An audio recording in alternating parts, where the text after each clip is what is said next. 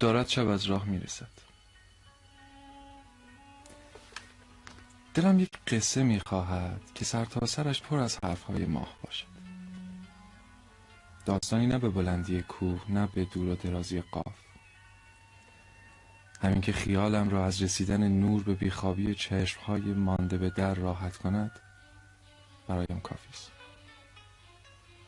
برایم از سفر بی امان نور بگوید، از تابیدن روی برگها، از تابیدن و افتادن عکسش در آب برایم بگوید و هم صحبتی با گلهای شمعدانی، از اینکه روشنایی شده برای نامه‌های شبانه.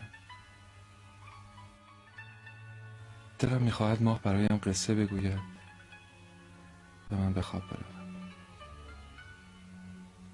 به خوابم بیاید و از دلتنگی‌های کوچه‌ای بگوید که عاشقی تنها از آن میگذرد و بگوید چقدر قطره‌های اشکت وقتی در آن شب‌ها بدرقه‌ام میکردی شبیهش بوده، عین خود ماه. تا سحرگاه برایم قصه بگوید برای شب‌هایی که قرار است تمام آنچه شود که دارم. به آسمان نگاه کنم و ماه مرا به مهمانی نورهای دوردست ببرد. بگوید که روزی از این تاریکی به تو با تمام روشنایی ها خواهم رسید.